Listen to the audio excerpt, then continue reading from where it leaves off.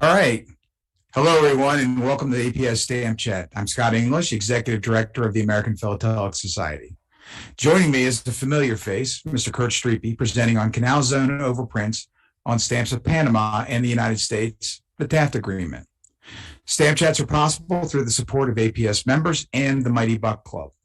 The Mighty Buck Club is only $12 a year, just $1 a month. Each year, thousands of members make small contributions with a huge impact.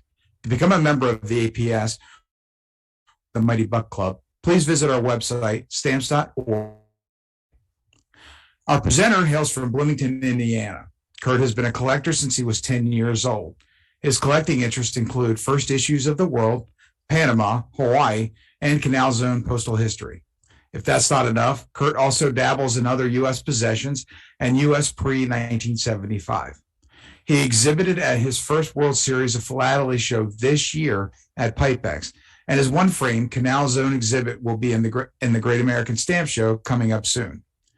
For fans of Stamp Chat, Kurt's previous presentations on collecting first issues and Hawaii are fascinating. You can find them on the APS YouTube page. If you're active on social media, Kurt manages the Twitter account for the First Issues Collectors Club and his own personal philatelic account. For those watching the presentation live, your microphone and camera are disabled during the presentation. To engage fellow attendees, please make comments in the chat section. If you have a question, please use the Q&A, and we'll get to those questions at the end of the presentation.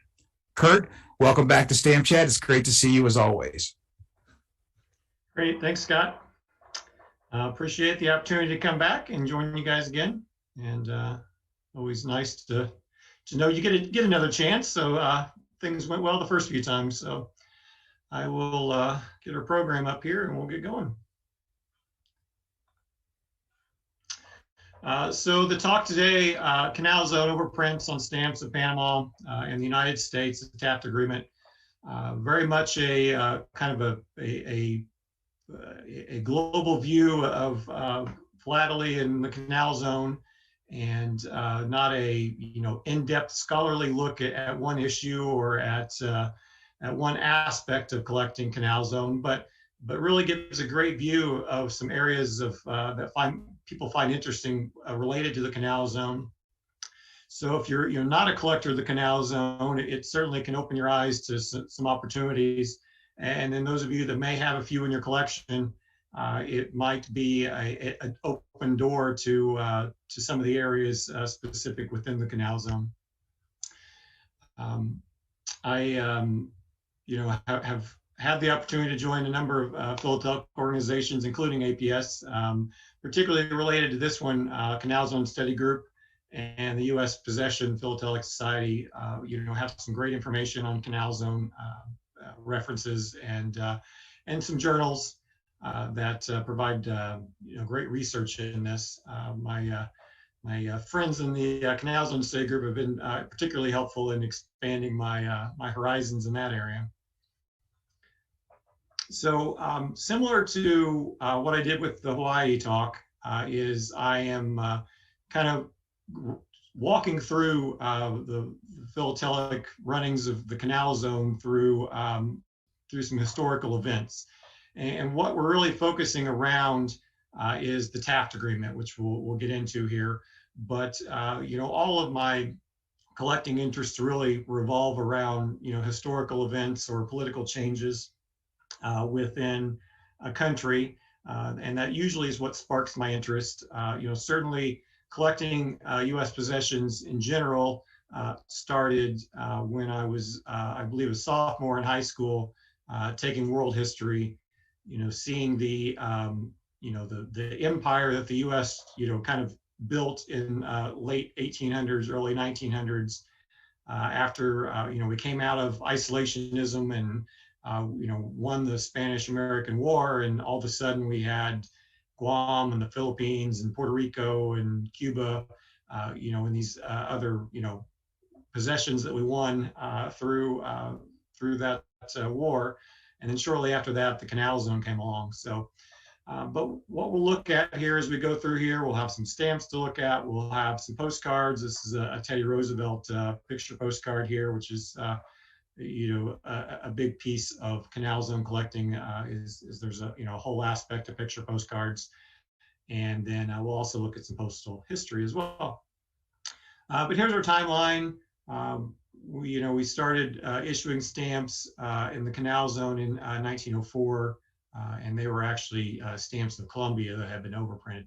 And then that moved all the way into the 70s as we run through the pattern here. Just to get that little bit of background and a little bit of geography that goes along with stamp collecting, we'll take a quick look at what the importance of this area was, and it was important long before the canal was built. Dating back into the 1500s, there was talk from the Spanish of building a canal across the Isthmus of Panama. And that is, this narrow area here in Central America between where it just connects into South America.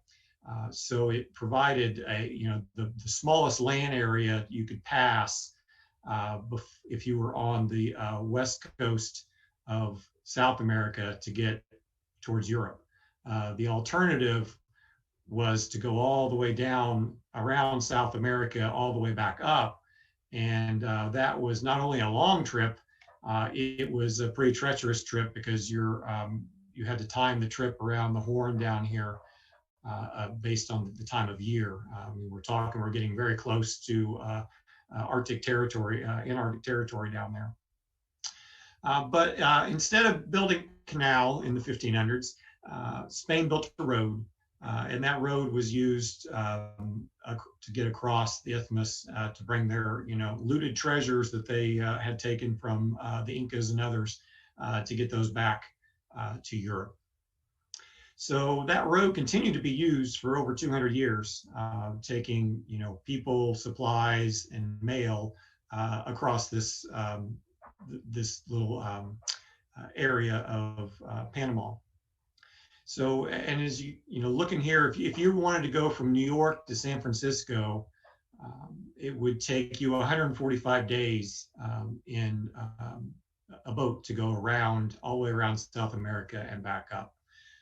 The sailing to Panama and then taking horse, mule, boat through the isthmus here got you there in 40 days. So it cut off 100 days of travel time to get across there. So became a very valuable area there and highly traveled.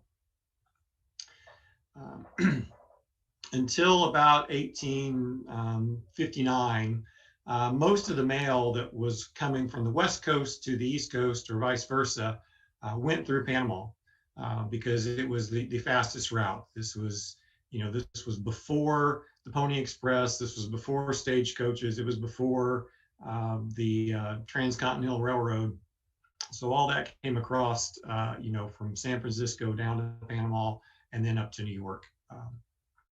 So this is an example, this is a cover actually started in Hawaii, went from Hawaii to San Francisco. And then up here, you can say, it said via Panama written on here.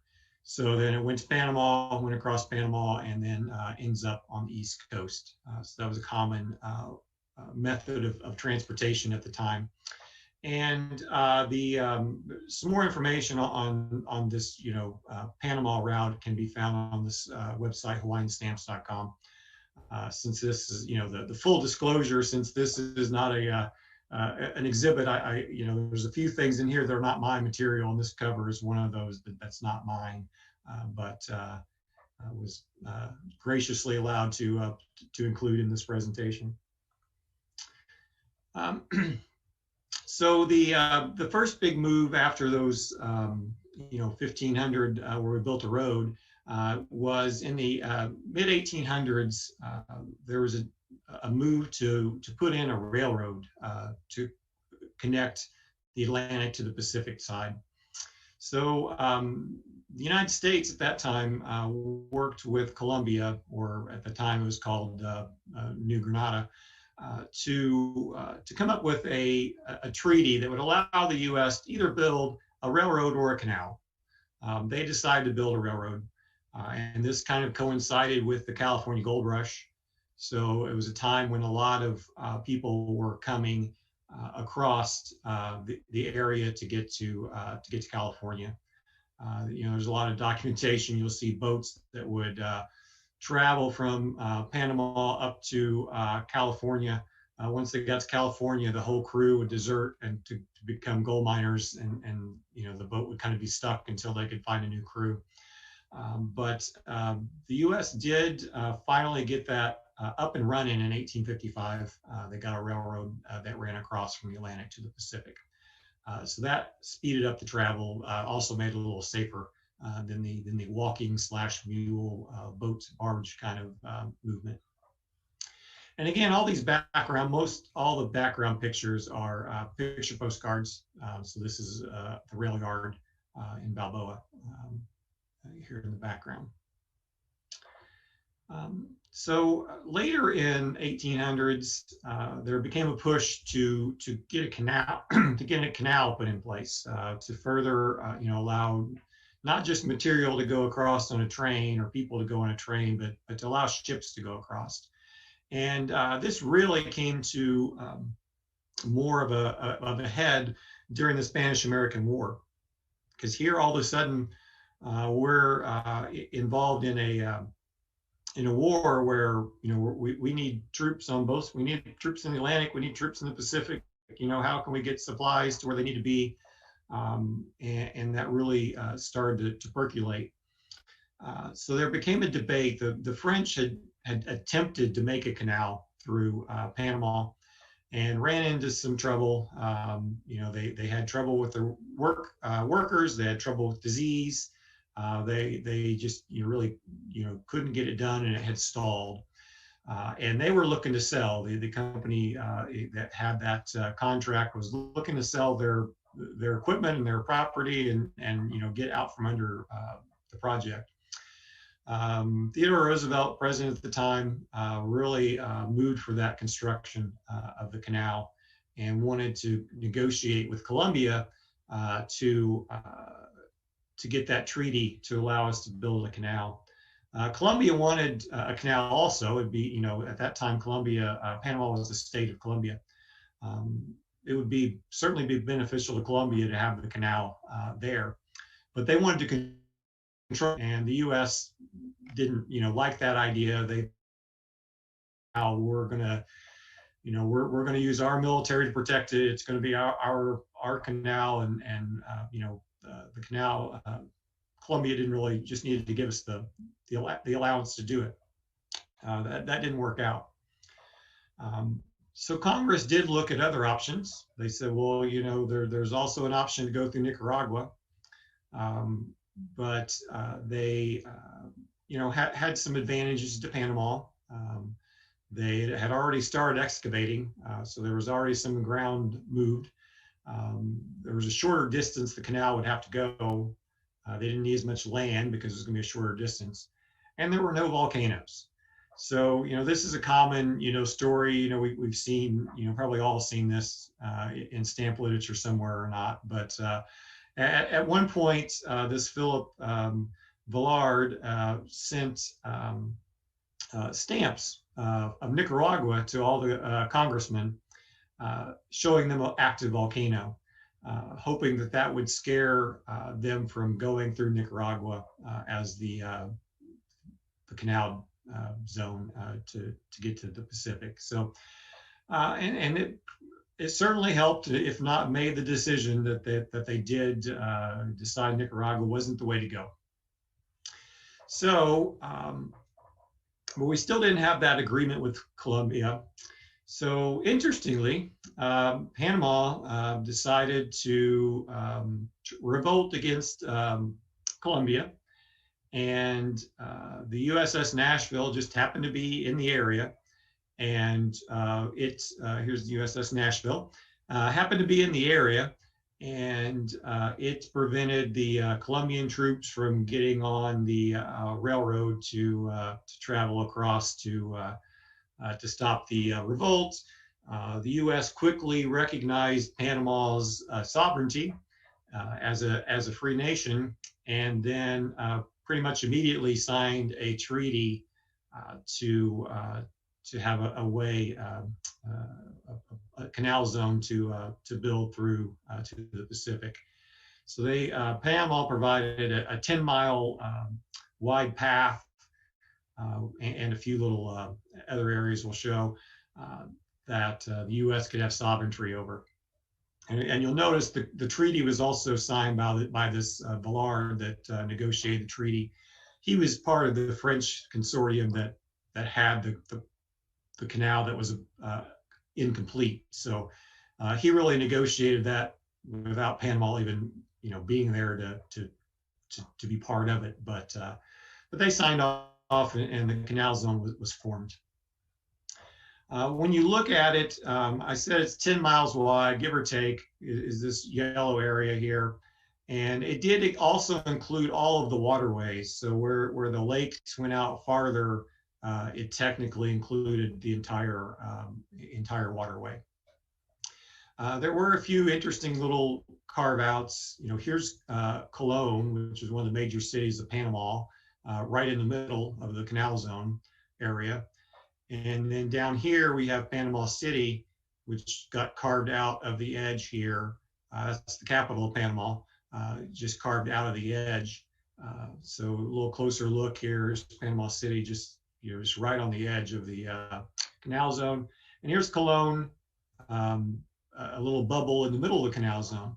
Now this worked out okay because it wasn't a set border for the zone. I mean, the Panamanians could travel back and forth. It wasn't like we put up a fence and tried to keep everybody out. So that really didn't cause a huge issue. And the vast majority of the population of Panama lived in those two cities.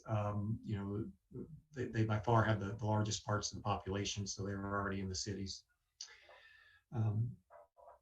So what do you do when you take on some new land? Is you want to show your sovereignty over it. So the first thing you want to do is issue some stamps. The same thing that happened in World War I and World War II. Takes over a country, you issue some stamps to show that. So by June, the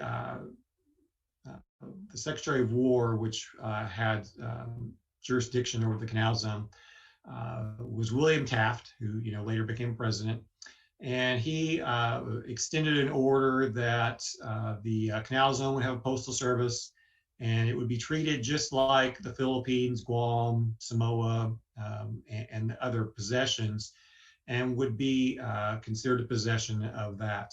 And that being a possession of the U.S. meant you had the same postal rates as the continental U.S. at that time, meaning you could mail a letter from the Canal Zone to New York City for the same price it would take you to mail one from Washington, D.C. to New York, or you could mail a letter to the Philippines or Guam for just the local postal rate. So by June 24th, the order went into effect, and by June 25th, the post office was born. So within a 5-day period, we went from not having a post office to the post office needing to be ready to go. So here's a bulletin from the Postal Service where they announced the opening of the first 9 post offices within the Canal Zone, and provided the information. Now this was July 21st. This came out, so it was well after it was already open. But so what do you do when you have 5 days to go and set up a post office and be ready to start selling stamps? So in the case of the Canal Zone, they ran across the street to Panama and bought the current Panama stamps of the time, which were actually stamps issued by Colombia that they had overprinted with Panama. So they blacked out the Colombia at the top and had overprinted in Panama on the sides. So the Canal Zone went in, bought them at face value, and then used a rubber stamp to stamp Canal Zone on the stamps. So this was our first issue. This was our first stamp that came out, and it was an overprint of Panama, which was an overprint of Colombia. And they were issued on June 24th, was when this first series came out. And there were 3 issues. There was a 2, a 5, and a 10. And a couple examples. This here is actually a cover that that the rubber stamp was inverted when they stamped it. So there were certainly some errors out there with that. All right. So that first issue, thrown together very quickly and running, and then the Bureau of Printing and Engraving printed up some stamps, just like it had done for the Philippines and Guam and the other possessions when they first started their postal services. So they took the current U.S. definitive series of the time and overprinted it Canal Zone, Panama. So there was a set of 5 stamps that were issued. That'd be Scott 5 through 9 and 4 through 9. And they were shipped off on July 2nd. So it only took Bureau of Printing and Engraving a couple of weeks to get them printed and on a boat. And they arrived in mid-July. And then by July 18th, the post office started using them in the Canal Zone. And the issues were based on the services and the postal rates. So these were the same rates as you would find in the continental U.S. at the time. So they came out with the domestic rates and cards and UPU letter rates. They had registration, 8 cents for registration or a 10 for a combo registration label. But at that point in time in 1904, they didn't have a registration service, but they at least had their stamps ready to go. And the Bureau sent them 10 million stamps, which was an enormous order of stamps for a new sparsely populated Canal Zone, but that was the order that got shipped out. So that first series was withdrawn in less than a month. So, Scott 1 through 3 was only out for about less than a month in 1904. So certainly some good postal history there when you come across copies of those, and certainly an area some people specialize in. Now, this is a cover with going to New York City, obviously, and came through the Canal Zone in August, posted the domestic 2-cent rate. But if you notice, the return address says Cologne. Well, as we mentioned before, Cologne is not in the Canal Zone. That's excluded. That was, that's still Panama. So, so that caused a little bit of a problem for the Canal Zone and for the U.S. Beyond that, is that if you're in Cologne, Panama, you could walk across the street to Cristobal Canal Zone and you could use the post office. Likewise, Panama City, you could walk across the street and you're in the Canal Zone. So that gave access to the Panamanians to the Canal Zone post office. It gave access to some stores. It gave them access to the port. There's a lot of things that that they found that they had access to that for the fledgling Panama government was going to be a concern. Because just the postal example, you could mail a letter from the Canal Zone to the U.S. for 2 cents. But if you mail it from Panama, you got to pay the UPU rate and pay 5 cents. So you could save 3 cents by walking across the street kind of thing. So so that caused some issues, caused some protests, and there was also questions about tariffs and some other financial concerns that merchants and the government had an issue with. So so Roosevelt sent Taft back down to Panama to negotiate an agreement with Panama on on Postal Service tariffs and some other other issues. Specifically for the Postal Service, Section 7 said that the Canal Zone will purchase Panamanian stamps at 40% of face value and overprint them Canal Zone. So that was going to be our solution to give Panama a little piece of the postal nugget there um, for the service that they're losing to us. Now, Panama was responsible for printing the stamps and supplying the stamps, but we buy them at 40% of face value and then obviously sell them at full face value when we sold them. So that act was signed in December 6th.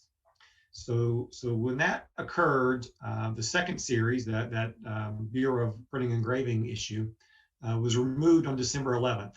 So again, another short run. There was 5 months of use for those.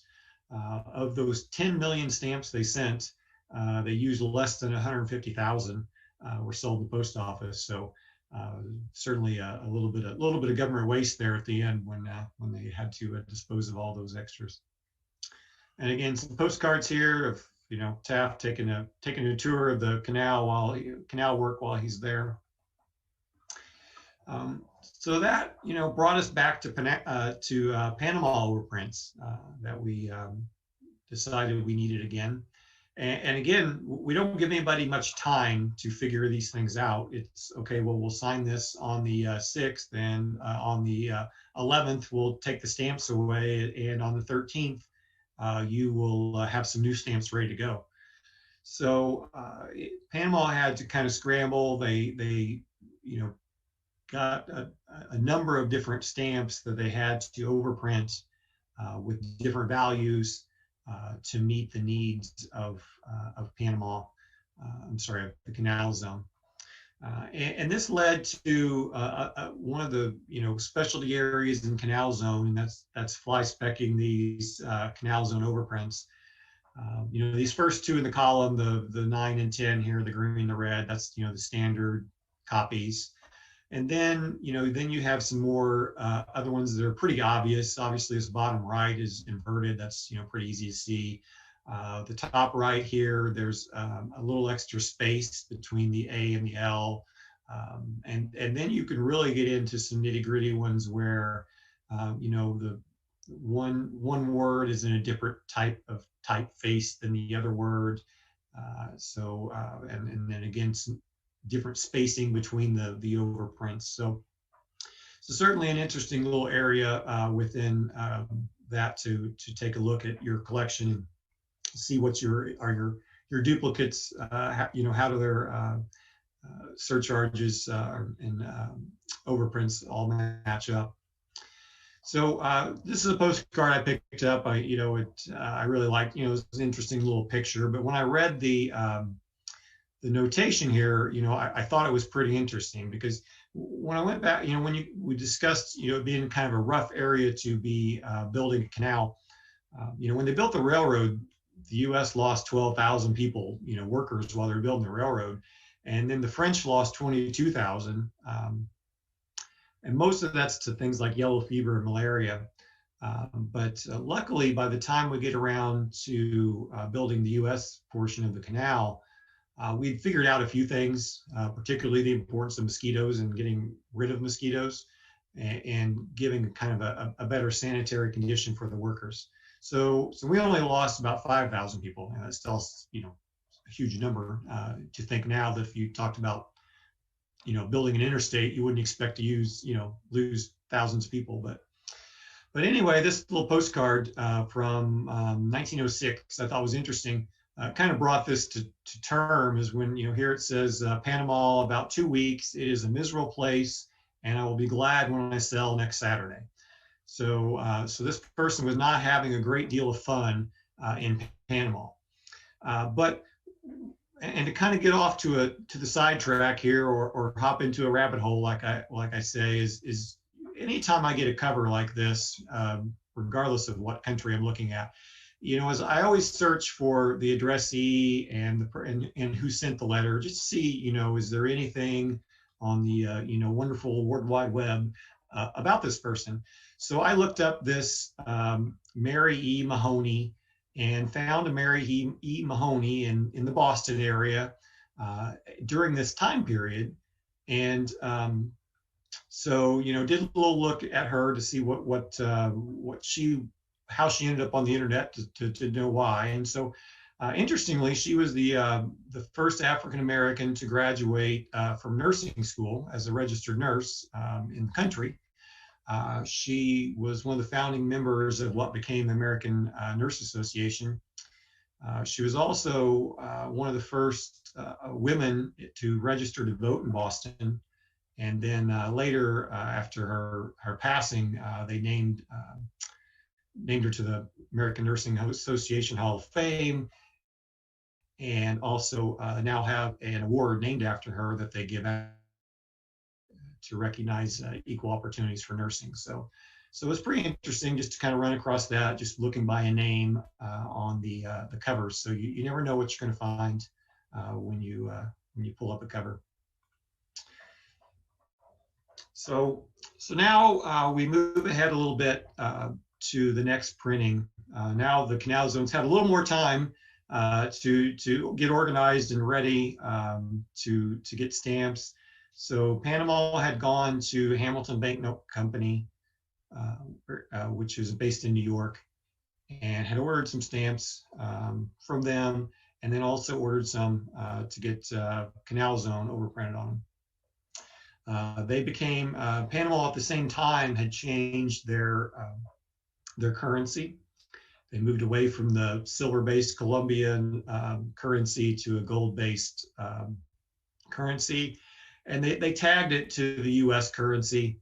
The Balboa was the same as $1, and the centimos was the same as a cent. So made everything pretty easy working between the Canal Zone and Panama. So these came out in October of '06, and again, the efforts of looking at these, you can always find some interesting overprint issues here. This one here, we're missing the C and the L, so it's Anna Zone, and then the next one here, we've got the Z, so we got the Canal 1, and then there's also the missing the C where we have as well. So that's kind of again a little specialty area. These issues, you can also see things like imperfs and such. So Panama's use of Hamilton didn't last too long. They eventually switched over to the American Banknote Company. So they became the next issuer of stamps. They had them issue some stamps that were very similar to the ones they already had. As far as a vintage of a famous Panamanian, along with a color coded stamp to meet the UPU rates. But again, they had a lot of trouble overprinting their stamps for the Canal Zone. So they, there's double overprints. There are some inverted vintage. There's some double overprints where it's, you clearly see this is a nice clear double overprint versus the first one where it's just a double hit almost on the same spot. And then we have overprints where they're going the opposite direction. So it fed through the printer once, and then they turned it up, flipped it all the way around, and thread it through again. So that continued the use of the Panama stamps. And so really, from '04 forward and here into the 20s, they use these issues coming out of Panama. So as we get into the 20s, a few things started to change within the region there. First of all, Panama had now been a nation for 16, 17 years now, was no longer as quite as fledgling as it was before. And while the UPU, they were both members of the UPU, the US and Panama, they had been working locally, or I guess regionally, to set up a Pan-American postal union as well.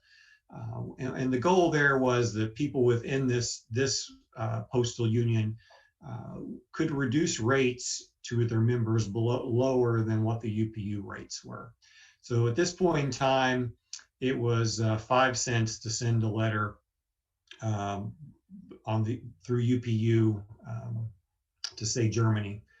but it was also 5 cents to send a letter from from Panama to Costa Rica. So they were looking at ways that they could reduce that rate for the Central America, South America. So in 1921, they did have a meeting and set up a convention between the Pan American Postal Union. It was primarily Central and South American countries, but the United States hopped in there as well. And Spain tagged along too. I'm going to guess presumably because a lot of these countries were former Spanish possessions and colonies, but they were in there as well. But what it did is it equalized the postal rate. So you could charge local postal rates between the countries. So what it did was the domestic rate to send from Panama to the U.S. became 2 cents, just as going from the Canal Zone to the U.S. was 2 cents.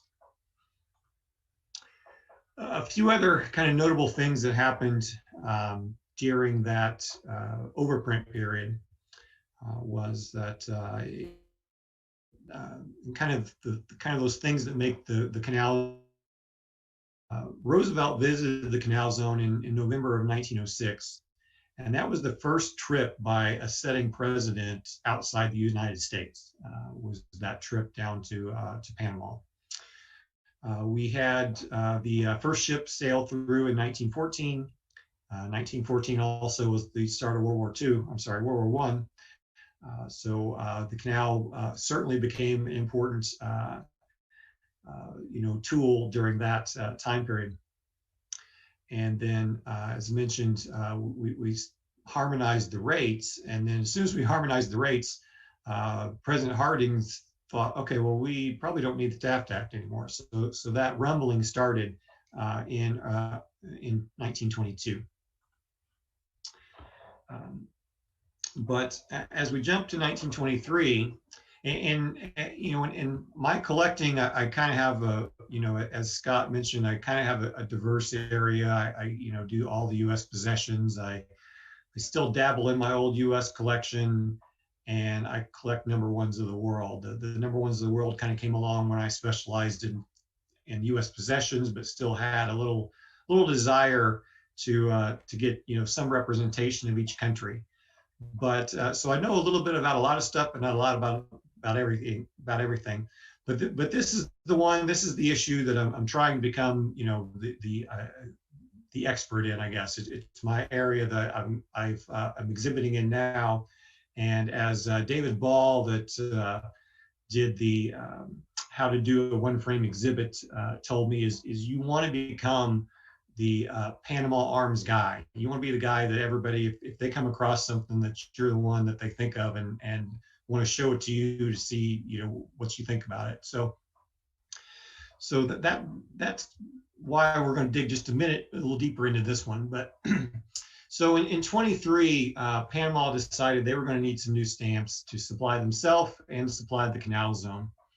So they reached out to the American Banknote Company and gave them the description of what they wanted and requested 10 denominations, different color for each denomination. And they said they wanted them by October. At first they said they wanted them by October, but it was actually October before they placed the order. But they wanted them as soon as they could because the Canal Zone was running out of issues. And Panama, with the whole thing about the Taft Agreement hanging around there, they were afraid if they couldn't come up with stamps in a timely manner that the Canal Zone would just order them from the Bureau of Engraving, Printing and Engraving. So they got a rush order out. These are some die proofs of what the Panama version looks like when they were printed up. And so they put a rush order in, and the 2 cent Carmen, which is the standard letter postal rate, copies for the Canal Zone arrived in December of 23. While the other ones didn't show up until later in February of the next year. So this is the beautiful set that's become my passion. This is the full version from Panama. These are proofs on card. The Canal Zone did not order the half-cent stamp when they placed their order. Panama used that half-cent for opened document mail, or I'm sorry, advertising mail kind of thing. So, and then this is the version for the Canal Zone. These are some specimens that came out of the American Banknote archives a number of years ago. So they ordered just the 9 values that came through, and so then they were issued, as we mentioned, they were running low on the 1 and 2 cents, so they really needed those. And finally, by February, they started sending those out to the to the post office to be issued. The first reported use of the 2 cent Carmen was February 11th of 1924. And that one is one that was just recently discovered. I found this, well, someone found this on eBay for me, and apparently I was already the arms guy, and he pointed it out to me, and we got it. So it changed the earliest known use date from the 12th to the 11th. So made a nice little piece for my exhibit. So those issues came out in February. The 24th was the first time that the 1 cent came out. But at the same time, Panama said, hey, we need 600 sets of your stamps so we can send them to the Universal Postal Union, which at the time, that's what, what each country did, is they sent copies of all their stamps to the UPU so they could disperse them to their members, and the members would know what a real stamp from Panama or a real stamp from Canal Zone would look like. But at the time, when they made this request, the UPU only required 480 copies. So the request of 600 was, not in line with that. And not surprising, shortly after that request, some full sets of the 9 stamps showed up in Panama, England, and France with stamp dealers. We'll get into that a little bit more. Here's my earliest known cover from February 11th of 24, came through Cristobal and canceled there. So as we mentioned, the Taft Act was kind of hanging out there, and no one was really sure what was going on. Even when Panama was ordering these stamps for the Canal Zone, they were telling the American Banknote Company, hey, we don't know exactly what's going to go on here. We don't know how many of these we need. We may not need them, but we need them in a hurry, but we don't know if we're going to need them. So they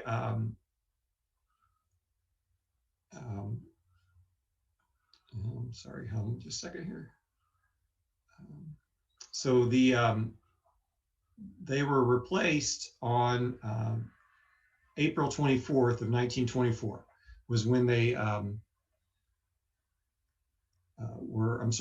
the U.S. stamps overprinted Canal Zone were shipped out to the Canal Zone in April because they had decided to drop the Taft Act. Now they gave until June 30th before they pulled the current Canal Zone stamps from the post offices and started using the U.S. overprints on July 1st. They allowed kind of a grace period to use the old overprinted stamps from Panama until August 31st. After that, they were no longer valid. So the 1 and 2 cent arms issue were only sold for about 4.5 months. They were sold. They were only valid for about 6.5 months. So yeah, here's another stamp from the Canal Zone that has a very limited run of time that it was available for use. And then, as we mentioned, these other stamps never got issued, but here is my set. I've got a set of them. They ended up, as we said, in the philatelic market and ended up in people's collection. So you will see these pop up in auctions once in a while. So here's an example of one that was used after the grace period. This one was used in November. This came from the Jim Cross exhibit, and I would love to know where it's at now. If somebody has this cover at home, we'd love to see it. After that, we said the Bureau of Printing and Engraving went back to overprinting U.S. stamps of the time and had those issued on July 1st. and continued using those for a number of years. So here's an example, early use of that on a pack boat mail. A lot of pack boat mail stuff coming from the Canal Zone, just because a lot of boats go through the Canal Zone. Bureau of Printing and Engraving had just as much trouble overprinting stuff. There's a zone canal option there. And then, one other area that's pretty fascinating within the Canal Zone and Panama in general are flight covers. Obviously there's Central America, a lot of first flight kind of stuff. This is an example of a cover from the Pan American Goodwill flight. He went to 29 countries, got a postmark and a stamp in all 29 countries. This is the front, this is the back, and then you open it up and you've got a few more cancels left there, and then the flight crew all signed the cover. So there was actually a couple of the pilots were lost in a crash as part of this, but the surviving pilots all signed the cover. So the flight covers, are certainly a big piece of collecting opportunity there. And then finally, we actually issued some stamps specifically for the Canal Zone.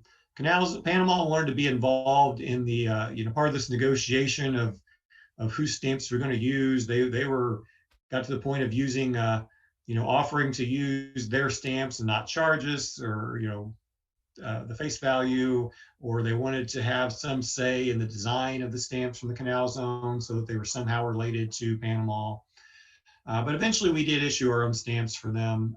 They're all, the first few issues were people that were prominently involved in the creation of the Canal Zone. And they started issuing those in 1928. So that became what was known as the permanent series. Once you get into the permanent series, then you start seeing a lot of first day covers, souvenir covers, and those kind of things that we didn't see as much of with the other issues. So here's a first flight cover. We did, I didn't delve into the back of the book stuff in this talk, but again, there's a whole nother slew of overprints and interest there in the back of the book stuff, postage dues, airmails.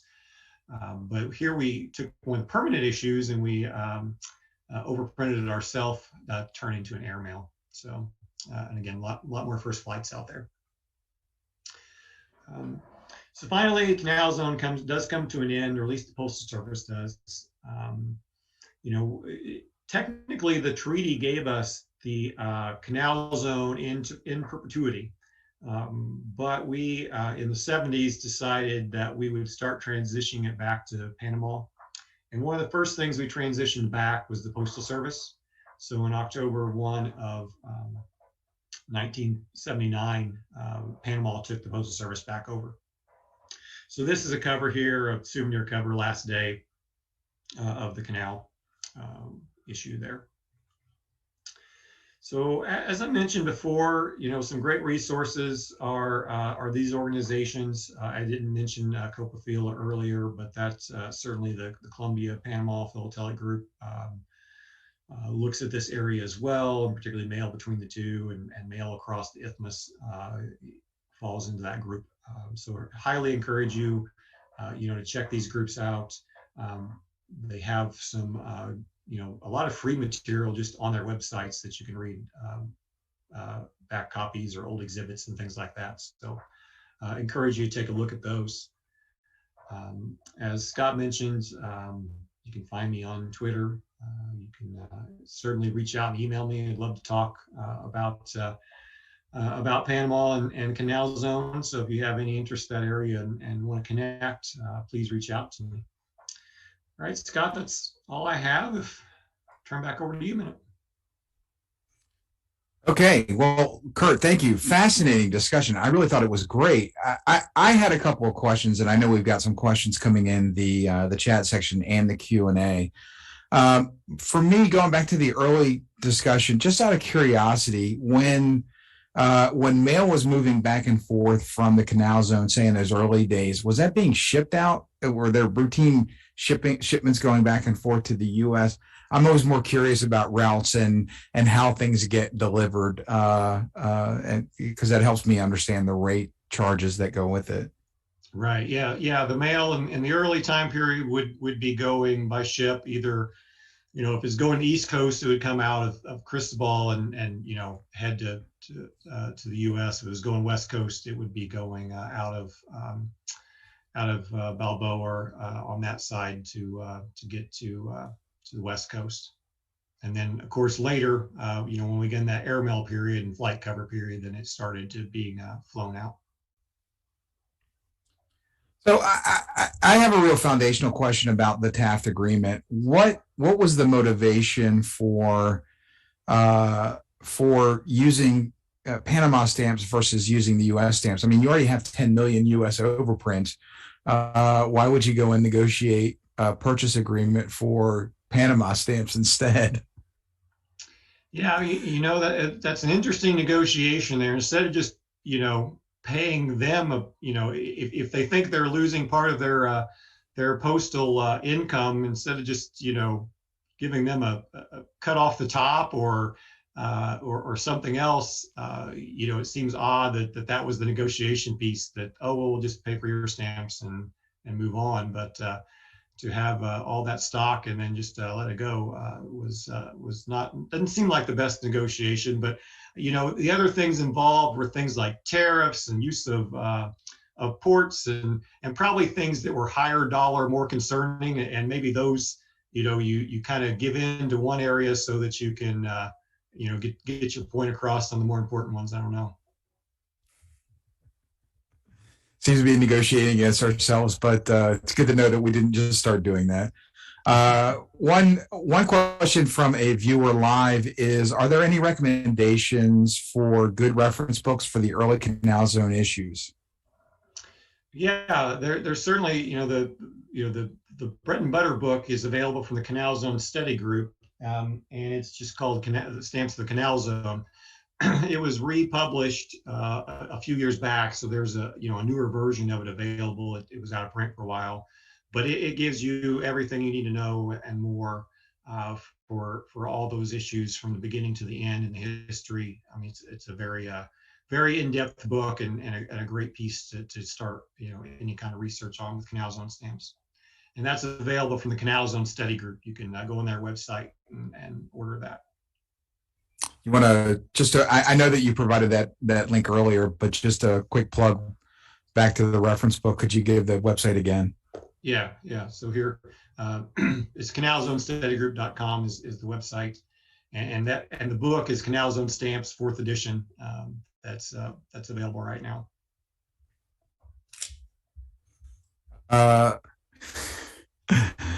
There was a comment. I will ask this. So, as a Cuba collector, there are overprint errors that occur, and I think the question that was asked is: has there ever been a Canal Zone overprint that missed the C? Yes, there are. So that overprint is out there, and you can get those. I have some in my collection. So. Well, the viewer commented and said, have always tended to poo-poo Canal Zone issues. After this excellent talk, I now look at them in a completely different light. Thank you for a hugely informative presentation. And in case you're curious, you can find a missing C Canal Zone print. That's a good way to start your collection. Yeah, there you go. Any other questions or comments from our viewers? I do see a few coming in. Here's a question. Wanting to build a canal, did they issue any special stamps? No, they didn't issue any stamps, but you can find some, and I don't dig into this too much, but I have seen in some auctions some, material related to the French in Panama, but as far as I know, they didn't issue anything specific for that. I think there's just some, letters that came out of there at the time. So the question is, do we know the exact number of overprinted stamps of the Canal Zone first issue? I don't know offhand. I would suspect that we do, and it's probably in that book, but I don't know that answer offhand. Okay, so it's on YouTube. I'll add that to the YouTube responses. excellent, excellent. So, and also a great pitch once again for the Canal Zone Study Group's book, the Canal Zone Stamps fourth edition. Yep. Did the Canal Zone issue its own revenue stamp? Not that I'm aware of. That's an excellent question, but I've not seen any revenue stamps. So I think maybe they may have just used U.S. revenue stamps, maybe, because they're paying taxes to the U.S. So I would think they would use U.S. revenue stamps. But that's an excellent question, because that's not my revenues are not my wheelhouse. Another great question, and going back to the government waste point, what happened to the unsold stamps from the 10 million order? Were they destroyed, or did something else? Did we get any cheap out, so we have some unused overprints out there? Yeah, they were destroyed. Likewise, all the extra Panama arms stamps were destroyed, except for, that 600 that got out, that were supposed to go to the UPU, and probably 120 of the sets got into collectors' hands. Okay. We do have another question. I always love this question. Are there any Canal Zone issues that a collector should be aware of due to frequent counterfeiting? Yeah, certainly the 1 through 3 would be of concern, because that was just a rubber stamp on on this issue from Panama, and it's a relatively common issue from Panama. So those usually you do want to get expertised, because they were counterfeiting those at the same time they were coming out, because it was just a rubber stamp on an issue. So that's probably the most highly one. I mean, there certainly can be some opportunity to counterfeit some of the other overprints. Someone might try to make an inverted one or try to do something, but 1 through 3 is the big one. Okay, I have a attendee that's raised his hand, and I'm going to allow him to talk to see if he's got some information he wants to share with us. Bear with me for a second. Peter?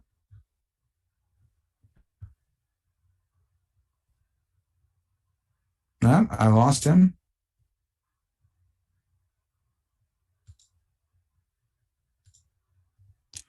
He lowered his hand. With that, I think we're good to go. I don't see any other questions in the box, and out of respect, we promised that we'd stay within an hour, and we're very close to it. So, Kurt, I just want to say thank you very much. We got a number of thank yous in the chat box and comment section. So thank you all very much for that. Kurt, thank you again for this incredible presentation. Remember, you can find Kurt on Twitter. Be sure to give him and the First Issues Collectors Club a follow. Also, be sure to watch Kurt's other great Stamp Chat presentations on the APS YouTube page. Don't forget to like and subscribe to the APS YouTube page for all of our future Stamp Chats. If you're not a member of the APS, please join today and become a member of part of our stamp community. For more information, visit us at stamps.org. Remember to collect stamps and friends and introduce them to each other. So until next time, thank you all very much.